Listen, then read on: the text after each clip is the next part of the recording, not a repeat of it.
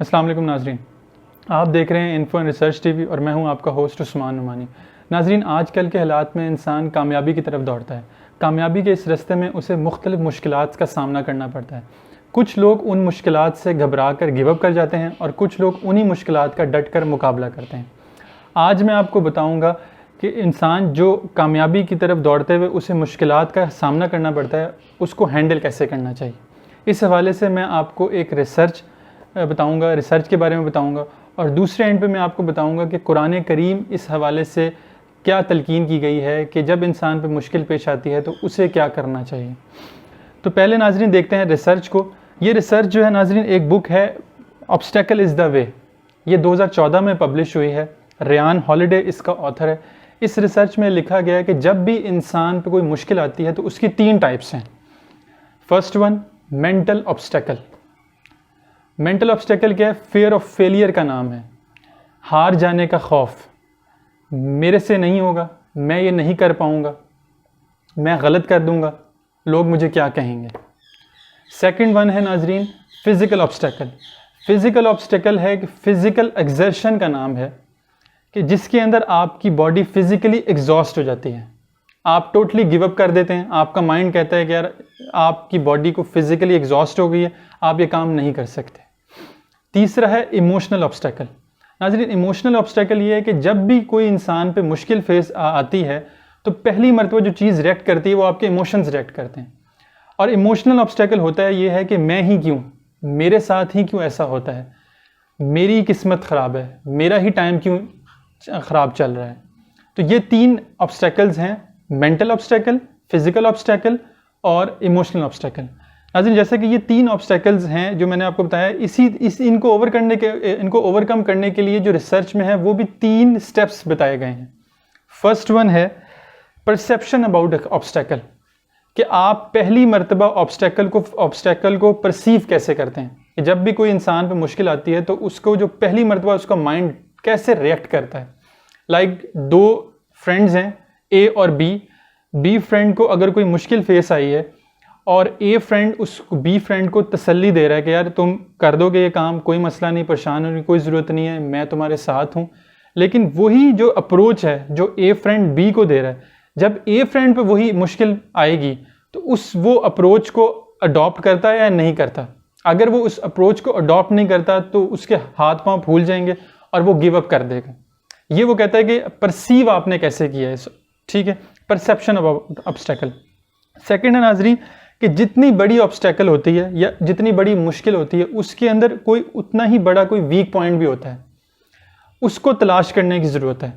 अक्सर लोग ये होते हैं कि मुश्किल में फंस जाते हैं लेकिन वो मुश्किल ही उनके माइंड में हावी हो जाती है, जिसकी वजह से वो वीक पॉइंट तलाश करने में नाकाम रहते हैं।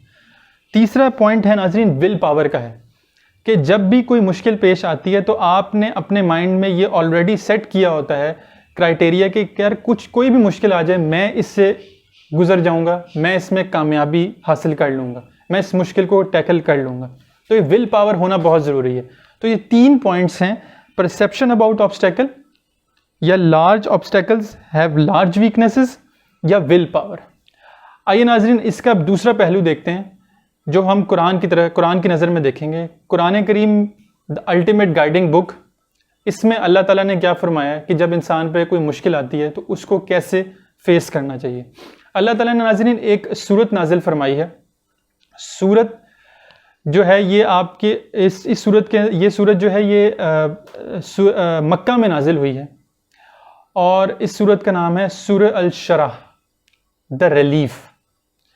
ये सूरत को विद ट्रांसलेशन के साथ हम लोग अक्सर अपनी नमाज़ों में पढ़ते हैं, लेकिन इस सूरत की 2 लाइन्स हैं जो बहुत फेमस हैं और अक्सर ये कोट होती हैं।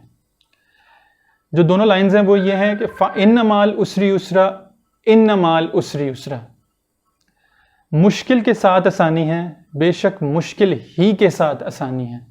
नाज़रीन, आप इन दोनों लाइन्स पे गौर करें और पहली रिसर्च को अपने सामने रखें तो आप देखेंगे कि कोई भी मुश्किल आती है तो अल्लाह ताला ने फरमाया हुआ है कि उसके साथ कोई आसानी भी है, उसके साथ कोई एक रास्ता भी अल्लाह ताला ने दिया होगा जिसको तलाश करने की ज़रूरत है। लेकिन अल्लाह ताला ने इंसान एक तख्लीक है, वो हमेशा मुश्किल को अप्रोच करता है कि वो मुश्किल उसके माइंड में बैठ जाती है और वो आसान तरीका नहीं ढूंढ रहा होता उसको सॉल्व करने का, और वो जल्द ही गिव अप कर देता है। इसकी कुछ एग्जांपल्स हैं जो मैं हिस्ट्री से देना चाहूँगा आपके सामने। पहली तो है वो है नाजरीन अलेक्जेंडर द ग्रेट। आप सब जानते हैं अलेक्जेंडर द ग्रेट मैसेडोनिया का किंग था, और इसके पास एक हॉर्स था जो इसने चूज़ करना था जब भी बैटल्स होती थी, तो उसके लिए एक हॉर्स चूज़ किया उसने। उस हॉर्स का नाम था ब्यूसिफेलस। ये हॉर्स जो है ये किसी को अपने ऊपर बैठने नहीं देता था। काफ़ी लोगों ने ट्राई किया, ये गिरा देता था। अलेक्जेंडर द ग्रेट ने भी ट्राई किया, ये भी गिर गया। फिर इसने एक बात नोट की, वो ये था कि जब इसमें एनर्जी काफ़ी ज़्यादा थी तो इसने अलेक्जेंडर द ग्रेट ने इसको ना सीधे रास्ते दौड़ाया, अपने साथ दौड़ाता रहा जब तक इसकी एनर्जी ख़त्म नहीं होगी, ये कंप्लीटली एग्जॉस्ट नहीं हो गया।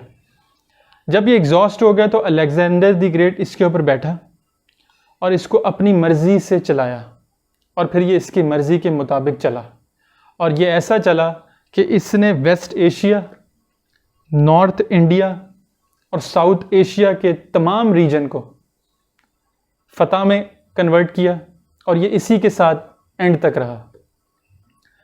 इसके अंदर अब दूसरी एग्जांपल आप देख लें, वो है थॉमस एडिसन की, मशहूर बल्ब इन्वेंटर। 1912 में नाजरीन न्यू जर्सी यूएसए की एक स्टेट है, वहाँ इसकी एक लेबॉर्ट्री थी जहाँ ये डिफरेंट एक्सपेरिमेंट्स परफॉर्म करता था। वो 12 बिल्डिंग्स की बड़ी सी लेबॉर्ट्री वो सारी की सारी जल गई।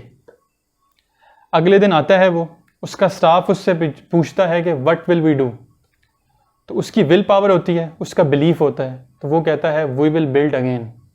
और आप देखें कुछ अरसे बाद लेबॉर्ट्री तो बिल्ड होती है, लेकिन एक फेमस इन्वेंशन बिल्ड होती है बल्ब के नाम से, और उससे वो हमेशा याद रखा जाता है। इस वीडियो को मैं इन्हीं 2 लाइन्स पे अख्ताम करूँगा, फ़इन्न मअल उसरि युस्रा इन्न मअल उसरि युस्रा। मुझे और मेरी टीम को दुआओं में याद रखिएगा, और इस वीडियो को लाइक और सब्सक्राइब करते रहिएगा। अल्लाह हाफ़िज़।